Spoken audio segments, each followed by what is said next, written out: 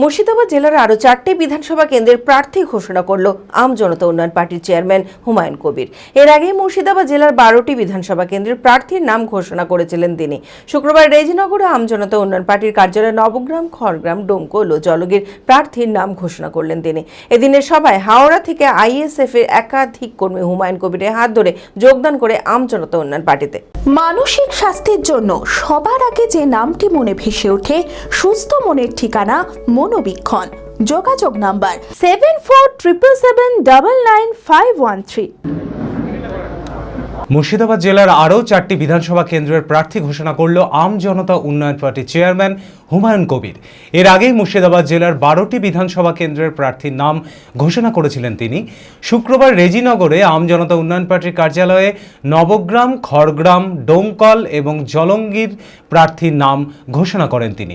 নবগ্রামের প্রার্থী গোলক মণ্ডল, খড়গ্রামের যাদব দাস, ডোমকলে মৌলানা মোশাররফ হোসেন এবং জলঙ্গিতে মনিরুল মাস্টার। বাকি 4টি বিধানসভা কেন্দ্রের প্রার্থী খুব শীঘ্রই প্রকাশ করা হবে বলে জানান হুমায়ুন কবির। এদিনের সভায় হাওড়া থেকে আইএসএফ এর একাধিক কর্মী হুমায়ুন কবিরের হাত ধরে যোগদান করেন আম জনতা উন্নয়ন পার্টিতে। আগামী দিনে আমরা নিশ্চয়ই আমাদের 200 যে উপর ক্যান্ডিডেট, তার মধ্যে বাগনান আছে কিনা আমাকে লিস্ট দেখতে হবে। ইলেকশন কমিশনের বৈধ অ্যাপ্রুভাল নিয়েই আমরা আমাদের পার্টি লঞ্চ করেছি বা লোগো মানুষের সামনে এনেছি। কাজেই আমরা আগে থেকেই বলেছিলাম 182টা আসনে লড়ব।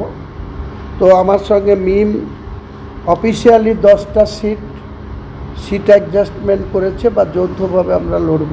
আনঅফিসিয়ালি আমাকে আবার ওয়াইসি সাহেব এয়ারপোর্টে গিয়ে হায়দ্রাবাদে পৌঁছে আমাকে একটা মেসেজ করে যে আপনার পক্ষে সম্ভব হলে আমাদের লোকরা ডিমান্ড করছে আরও কিছু সিট আমাকে দিন। তো আমাকে 8টা সিট আরও তিনি চেয়েছিলেন। তো 8টা সিটের মধ্যে আমার কাছে পসিবল হয়নি। আমি আরও 4টে সিট হুগলির চুঁচুড়া এবং রাজারহাট, গোপালপুর, কলকাতার আরও 2টো বসিরহাট নর্থ এবং বসিরহাট সাউথ, এই 4টে সিট ওনার রিকোয়েস্টে আমি ছেড়েছি। আর আমরা 193টা এখন অবধি প্রার্থী ডিক্লেয়ার করেছি, তার মধ্যে 10টা ওয়াইসি সাহেবের ধরে। তাহলে আমার 182-র জায়গায় 183 ডিক্লেয়ার করা ছিল।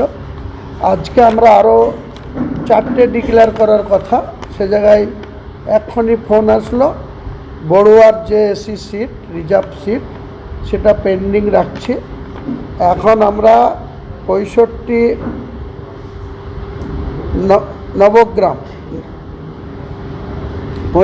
নবগ্রাম গোলক মণ্ডল, মুর্শিদাবাদের নবগ্রাম সিট 65 নম্বর এসটি সিট, গোলক মণ্ডলকে আমরা প্রার্থী হিসাবে আগামী দিনে আমাদের দলের হয়ে লড়বে। এছাড়াও 66 খড়গ্রাম যাদব দাস আমাদের হয়ে লড়বে, আমাদের পার্টির হয়ে খড়গ্রামে। এছাড়াও 67 বড়োয়ানটা পেন্ডিং থাকছে। 75 ডোমকল মুর্শিদাবাদ, এই সিটে আমাদের মৌলানা মোশাররফ হোসেন সাহেব আমার পাশেই বসে আছে, এনাকে আমরা দমকলের প্রার্থী হিসাবে। এছাড়াও আমাদের 76 জলঙ্গি মনিরুল মাস্টার, আমাদের দলের জেলার জয়েন্ট কনভেনার, তাকে আমরা জলঙ্গি বিধানসভা থেকে কন্টেস্ট করাচ্ছি। আমাদের এখন 2টো মুর্শিদাবাদের 3টে সিট পেন্ডিং থাকলো, 4টে, এক বড়ুয়ার আর এক শামশেরগঞ্জ, এক সুতি আর সাগরদিঘি। আগামীকাল অথবা পরশুর মধ্যে, রবিবারের মধ্যে আমরা বাকি ক্লিয়ার করে দেবো। জেড একাডেমি গত 3 বছর সাফল্যের পর 4র্থ বছরের পথ চলা। 2026-27 শিক্ষাবর্ষে অনলাইন ও অফলাইন ফর্ম ফিল আপ চলিতেছে। আমাদের সুবিধা ডিজিটাল ক্লাসরুম, 24 আওয়ার্স সিসিটিভি, ছেলে ও মেয়েদের পৃথক ক্লাসরুম ও হোস্টেল, নিয়মিত DDP, problem solving and doubt clearing class, কলকাতার অভিজ্ঞ শিক্ষক মণ্ডলী, স্বাস্থ্যসম্মত রুচিশীল খাবার, নিট বেসিস পড়াশোনা, কালচারাল অ্যাক্টিভিটি, গেস্ট টিচার দ্বারা মোটিভেশন ক্লাস, সবুজে ঘেরা পরিবেশে 24 ঘন্টা বিশুদ্ধ জল ও বিদ্যুৎ পরিষেবা। টার্গেট নিট 2027, অ্যাডমিশন টেস্ট আগামী 5 এপ্রিল 2026। 2027-এর নিট ও জেইই পরীক্ষায় সফল হতে আজই আসুন জেড একাডেমিতে।